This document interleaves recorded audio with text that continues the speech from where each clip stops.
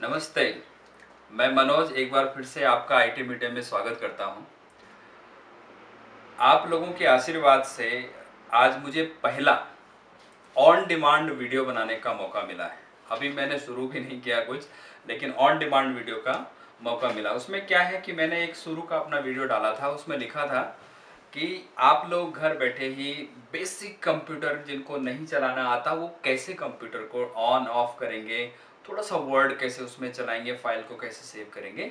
लेकिन मेरे पास एक कॉल है और इतने सारे लगभग 26-27 मैसेज हैं कि उसमें लिखा हुआ है कि भाई बाकी तो सब ठीक है, लेकिन जब भी हम किसी आइकॉन को क्लिक करते हैं तो ये थोड़ा सा समय लेता है। एक चरखा सा घूमता है, बहुत टाइम लेता है। हम गूगल क्लिक करते हैं, बहुत टाइम लेता है। क्रोम खोलते हैं, बहुत टाइम लेता है। वर्ड खोलते हैं तो टाइम लेता है। मीन्स इसका मतलब हुआ कि आपका लैपटॉप का जो ऑपरेटिंग सिस्टम है या जो मशीन के अंदर सॉफ्टवेयर चल रहे हैं वो स्लो हैं। तो कुछ लोगों का, ज़्यादातर लोगों की डिमांड है कि हमारे पास ये वाला लैपटॉप है, इसमें विंडो 10 है, वो वाला लैपटॉप है, इसमें विंडोज़ 10 है, पर स्पीड नहीं आ रही, तो इसके लिए कुछ बनाओ। तो शुरू करते हैं। आज मैं आपको बताने वाला हूं कि विंडोज़ 10 की स्पीड कैसे बढ़ाएं। ओके, तो टॉपिक है आज का कि जिस लैपटॉप में विंडोज़ 10 है उसकी स्पीड को कैसे इंक्रीज़ करना है, बूस्टअप कैसे करना है उसको। तो सबसे पहले क्या करना होता है, स्पीड में हम ये चेक करते हैं कि हमारा कंप्यूटर का इंफ्रास्ट्रक्चर ही कमज़ोर तो नहीं है। तो उसके लिए आपको क्या करना है, आप दिस पीसी लिखा होगा डेस्कटॉप में, दिखाई पड़ रहा है दिस पीसी, तो राइट क्लिक करें, प्रॉपर्टीज़ में जाएं। यहीं पर आपको दिखाई पड़ेगा कि आपका कंप्यूटर का प्रोसेसर कौन सा है। कोर i7 2.4 गीगाहर्ट्ज़ और रैम है इसमें 8 GB। इसमें सफिशेंट है। फॉर एग्जांपल आपके पास i3 है या AMD है, i5 है और उसमें रैम अगर 4 GB है तो कम है, किसी में 2 GB है तो कम है, तो उसकी रैम सबसे पहले बढ़ा लो। ये खर्चे वाला काम है, थोड़ा खर्च करना पड़ता है। लेकिन अगर आपके पास कोर i3 है और रैम भी हो सकता है 8 GB, हो सकता है 4 GB, और फिर भी स्पीड डाउन आ रही है, तो उसके लिए आपको क्या करना हो मैं आपको बता रहा हूँ। आपको करना क्या है, सबसे पहले यहाँ पर क्लिक करें। ये विंडो की है, यहाँ पर दिखाई पड़ रहा है 4 सफ़ेद सफ़ेद बॉक्सेस बने हुए हैं। तो ऐसी कीबोर्ड में भी एक की होता है बाईं तरफ नीचे की तरफ, उसको विंडो की बोलते हैं। उसको दबा के रखेंगे और आर दबाएंगे तो आपके सामने ऐसा आ जाएगा लिखा हुआ। इसमें आपको लिखना है टेम्प, TEMP। अब मेरा कंप्यूटर में तो सिर्फ 6 आइटम्स हैं जो आपको डिलीट करने हैं। तो कंट्रोल ए करेंगे, कंट्रोल दबा के रखेंगे और ए दबाएंगे, सारे सेलेक्ट हो जाएंगे और फिर डिलीट की प्रेस करेंगे। डिलीट की दाईं साइड में होता है, कहीं पर डेल लिखा होता है, उसमें किसी में पूरा डिलीट लिखा होता है, तो आप उसे प्रेस करेंगे तो ये सारा का सारा डिलीट हो जाएगा। इसको क्या करो, यहाँ पर इसको चेक कर दो और स्किप कर दो, ठीक है। तो ये सारा का सारा आपका डिलीट हो गया। एक आधी फाइल कोई रह भी जाती है तो कोई बात नहीं, आप अपने कंप्यूटर में चेक करना, कम से कम 200-400 फाइलें होंगी। मेरे में 6 ही थी क्योंकि मैं रोज़ इसको डिलीट करता रहता हूँ।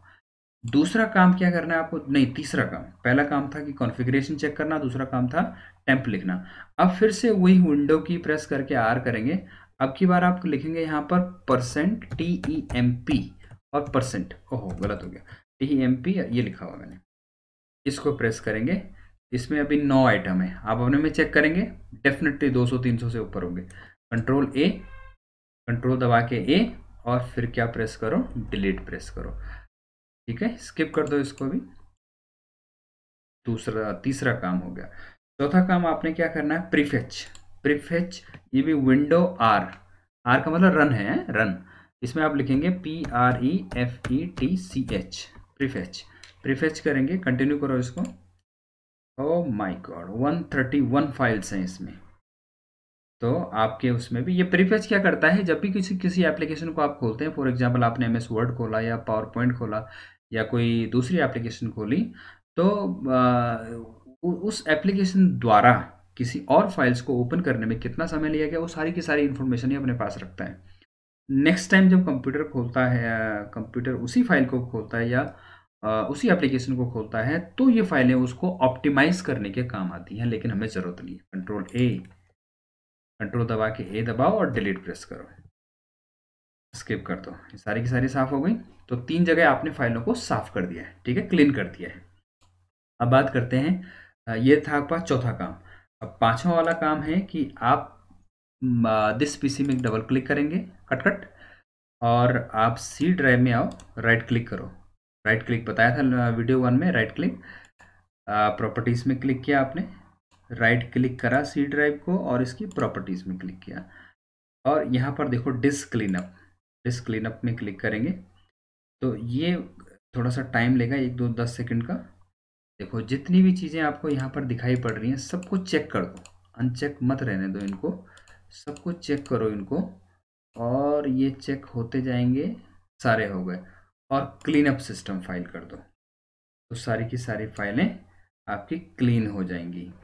कहाँ गया, ये आ गया, ये आपका क्लीन हो जाएगा। और यहाँ पर जो स्पेस है अभी कैपेसिटी 219 GB है, 2-3 GB तो बढ़ा होगा इसका स्पेस, पक्की बात, आप अपने उसमें देख लेना, पक्का वो भी बढ़ा होगा, क्योंकि ये फालतू की फाइलें थी वो हटा दी।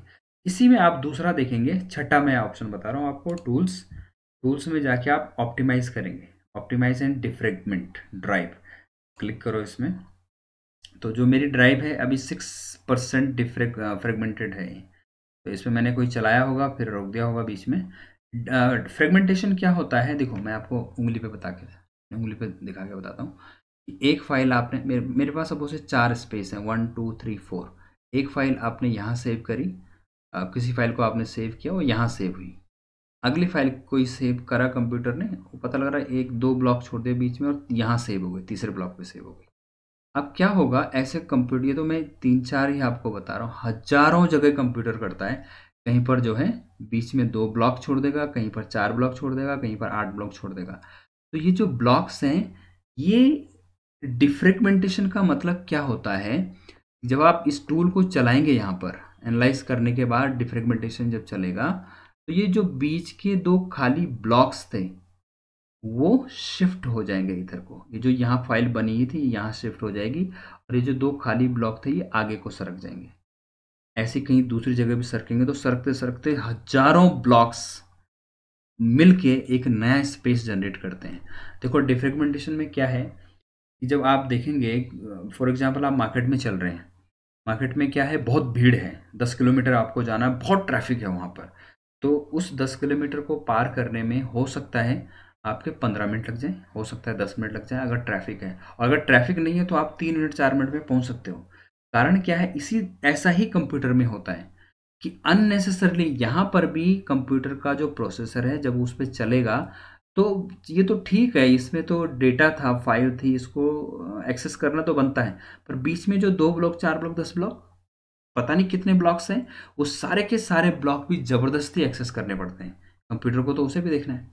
ठीक है, तो ऐसे में क्या होता है, टाइम कंज्यूम होता है, टाइम ज़्यादा जाता है कंप्यूटर का, तो टाइम लगता है। जैसे आप बता रहे थे कि वर्ड में क्लिक करते हैं तो चरखी घूमती है, बहुत देर तक खुलता नहीं है, क्रोम खोलो तो जल्दी से खुलता नहीं है, तो वो सब इन्हीं का कारण है।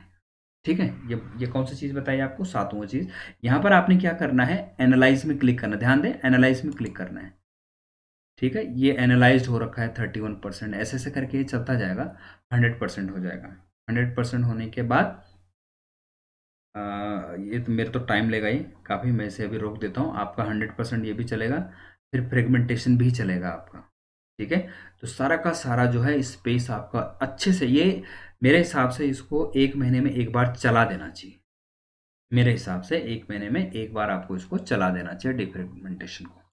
ठीक है, अब आपके पास नेक्स्ट होता है, क्या लिखा था मैंने आपके लिए, और पावर ऑप्शन,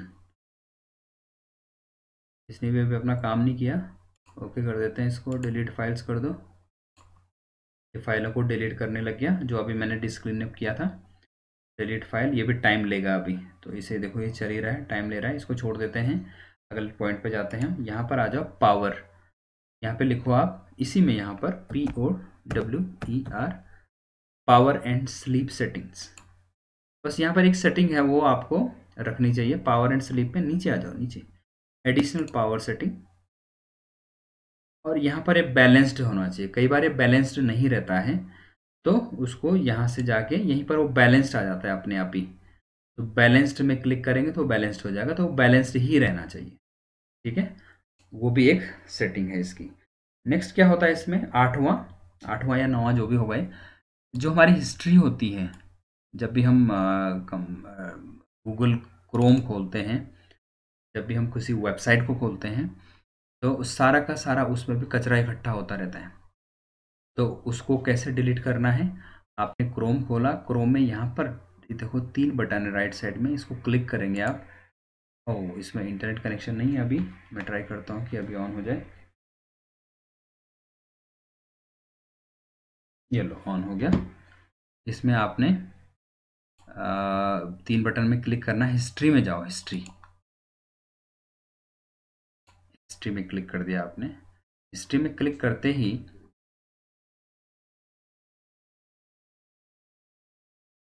यहाँ पर क्लियर ब्राउजिंग डेटा में आपको क्लिक करना है।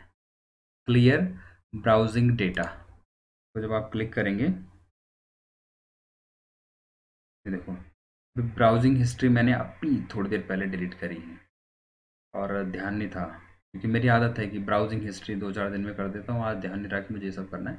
और लेकिन ध्यान दें, इसमें एडवांस्ड में आप क्लिक करें। ये बेसिक था, एडवांस्ड में क्लिक करें। यहाँ पर इन 4 चीज़ों को तो आपको रोज़ उड़ाना है, मतलब 10-5 दिन में उड़ाना है। अगर आप ज़्यादा काम करते हैं इंटरनेट पे तो रोज़ उड़ाना है, अदरवाइज़ एक हफ्ते में तो डिलीट करना ही करना है। Browsing history, download history, cookies and other site data, catch या इसको कैस्ट भी बोलते हैं, इमेज एंड फाइल्स, ये चारों को आपको डिलीट करना ही करना है। बाकी इनको रहने देना। ये password and other other sign in data है। जैसे क्या होता है, कभी आपने वेबसाइट को लॉगिन किया अपनी या अपनी ईमेल आईडी को लॉगिन किया, तो वो पूछता है कि सेव करूँ इसको, तो वो उसमें सेव रहता है इसी क्रोम में, यहाँ सेव रहता है। अगर आप इसे भी डिलीट कर देंगे तो अगली बार फिर से वो पूछेगा कि आप अपना पासवर्ड डालें। या ऐसे ऑटो फिल डेटा फॉर्म होता है, कोई फॉर्म आप फिल करते हैं ऑनलाइन फॉर्म, तो वो डेटा उसमें स्टोर होता रहता है। अगली बार जब भी आप किसी फॉर्म को भरेंगे तो आप अपने नेम का पहला अक्षर प्रेस करेंगे तो नाम ऑटोमेटिकली आ जाता है। तो पूरा का पूरा ऑटो ऑटो ऑटो फिल उसको बोलते हैं, तो उसे भी आप डिलीट कर सकते हैं और रहने देते। तो मेरे हिसाब से ये 4 चीज़ें रहने देते हैं, बाकी को डिलीट कर देते हैं। तो क्लियर डेटा करेंगे तो वो चारों जो चेक्ड आइटम थे जिनमें टिक हो रखा था, वो सारी की सारी चीज़ें क्लियर हो जाएंगी और आपका कंप्यूटर हो गया क्लीन। के बाद इस कंप्यूटर को करो रीस्टार्ट। अगली बार जब खोलेंगे, एक चीज़ और रह गया, वो होता है स्टार्टअप। भूल गया था, एक स्टार्टअप होता है। इसमें क्या करना है आपको, वो बंद कर देता हूँ। आप नीचे टास्क बार में आएंगे, ये है task manager, sorry, task manager में आप क्लिक करेंगे। इसमें क्लिक करेंगे टास्क मैनेजर में। तो टास्क मैनेजर में क्लिक करके आप देखेंगे, आप ये भी इससे इसको देख के भी आपको कई सारी चीज़ें समझ में आ जाएंगी। देखो अभी एक भी एप्लीकेशन खुली भी नहीं है, 43% ऑफ मेमोरी यूज़ हो रही है। 8 GB की जो रैम है, लगभग लगभग जो है 3.5 GB इसमें खर्च हो रहा है इस कंप्यूटर को ऐसे चलाने में ही। बाकी अभी तो और चीज़ें तो मैंने यूज़ करी नहीं है कुछ, ठीक है। CPU 14% हो रहा है। तो इसमें आपको क्या देखना है, इस इनमें जाने की ज़रूरत नहीं, स्टार्टअप देखना है। जो स्टार्टअप एप्लीकेशन है, ये देखो, ए पावर मिरर नहीं चाहिए, अपने आप ही आ गया। यहाँ इनेबल है, इसको डिसेबल कर दो, राइट क्लिक करके इसको डिसेबल कर दो, ये डिसेबल हो जाएगा। प्रीमियम नहीं चाहिए मुझे, डिसेबल करो। जो आपको चाहिए उसे रहने दो, अदरवाइज मेरे मेरे लिए तो सब काम के हैं ये, पर ये 2 नहीं थे। सीडी सर्वर भी है मेरे पास, मेरे को चाहिए, क्रोमियम नहीं चाहिए था, ए पावर मिरर नहीं चाहिए था, तो ये मैंने डिसेबल कर दिया। तो आपको भी यही करना है, डिसेबल करना है, ठीक है। तो ये लास्ट वाला था। इसी के साथ ही अब आप रीस्टार्ट करेंगे कंप्यूटर को, तो आपको लगेगा कि कंप्यूटर की स्पीड थोड़ा बढ़ी है, थोड़ा क्या काफ़ी कुछ बढ़ी है, ठीक है। एक चीज़ का और ध्यान रखें आप, अगर आप विंडोज़ यूज़ करते हैं तो विंडोज़ में एक फीचर है उसका, विंडोज़ डिफेंडर। अगर आप एंटीवायरस नहीं चलाते हैं, देखो ट्रायल वाले तो 1 महीने चलते हैं, फिर वो वैसे हो जाते हैं। पर अगर आप ओरिजिनल अगर यूज़ नहीं कर रहे हैं तो विंडोज़ डिफेंडर को ऑन हमेशा रखें। उसके अगर वो डिफेंडर ऑन है तो ट्रायल एंटीवायरस से बेटर वही है। अदरवाइज़ एक पेड वर्ज़न ले लो, 300-400 रुपये में आता है, 1 साल भर आराम से चलाओ उसको, ठीक है। तो अब आपकी स्पीड बढ़ चुकी होगी। अगर ये समझ में आया, आपको पसंद भी आया होगा, तो सब्सक्राइब ज़रूर करें वीडियो को, मेरे चैनल को। वीडियो को तो लाइक करेंगे आप, चैनल को सब्सक्राइब करेंगे। और आई www. यहाँ पर लिखा हुआ ना, ये IITmedium.in, यूट्यूब में मेरा इस नाम से हमारा एक यूट्यूब चैनल है, इसको आपने सब्सक्राइब करना है। फेसबुक में एक ग्रुप बना हुआ है, इसमें आप रिक्वेस्ट भेजें, हम आपको ऐड करेंगे। आगे पता नहीं कितनी सारी चीज़ें हम करने वाले हैं, तो आपको इन्फॉर्मेशन मिलती रहेगी। व्हाट्सएप भी ग्रुप है हमारे पास, व्हाट्सएप का नंबर ये है। ये वेबसाइट जब आप खोलेंगे www.itmedium.in, तो सबसे टॉप में यही नंबर है। ये व्हाट्सएप का नंबर भी है और डायरेक्ट कॉन्टेक्ट करने का नंबर भी है। तो बहुत बहुत धन्यवाद। आई होप कि आपकी स्पीड लैपटॉप की स्पीड बढ़ चुकी होगी। बहुत बहुत धन्यवाद।